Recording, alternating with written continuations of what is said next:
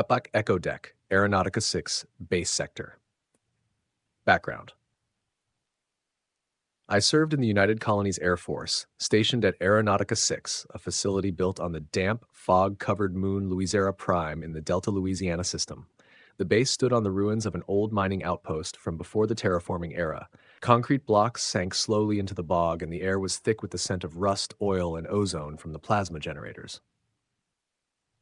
The legend. Every base has a story. Ours was about Echo Deck, an unfinished storage sector where, according to rumor, tragedy had struck during construction. An engineer had brought his young daughter to the site one day. The child wandered off and fell from a scaffolding 30 meters high. She died instantly. Since then, guards claimed that around 01 hours, one could hear the laughter of a little girl echoing through the empty corridors, or sometimes the faint sound of her fall replayed endlessly in the metal halls. On the base maps, the area was marked as Sector 9, Echo. The incident years passed. That night, or rather that morning, Sergeant Hale and I were assigned to patrol the perimeter of 9 Echo. It was 3:57, the hour when even the ventilation system seemed to slow down and the fog grew so dense the vehicle radar began catching reflections of itself. Our transport, an old Taurus 2200, a refitted agricultural hauler, rattled softly across the concrete slabs. When we reached Echo Street, the radio went silent. At first, I thought nothing of it. Magnetic interference was common there. But then everything fell quiet. Not just the radio. No hum from the cooling turbines, no drone insects buzzing in the swamp air. Nothing. Absolute silence.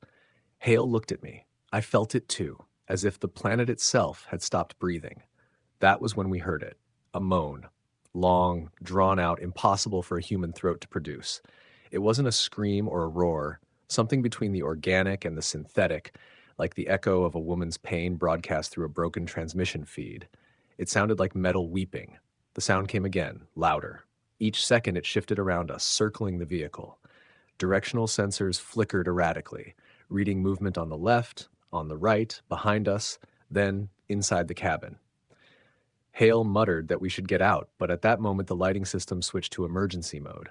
Red strobes pulsed across his visor. The sound came again, this time right next to my ear.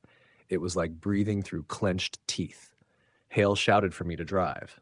The engine roared. The Taurus lurched forward, nearly tilting on the corner. In the rear mirror, I saw a shadow moving across the surface of the containers, keeping pace with us as we sped away. After 3 minutes of driving, the noise stopped. We reached Point Alpha at 0410, both of us drenched in sweat, our hands shaking. Confirmation Flight Commander Henders was waiting in the control bay when we filed our report. We braced for laughter, reprimands, anything. But he only looked at us for a long moment before saying that he knew the sound. He had heard it twice, once in the sensor recordings and once with his own ears. Then he added, quietly, that we were not to return to that sector without orders. Not everything that lives in those corridors, he said,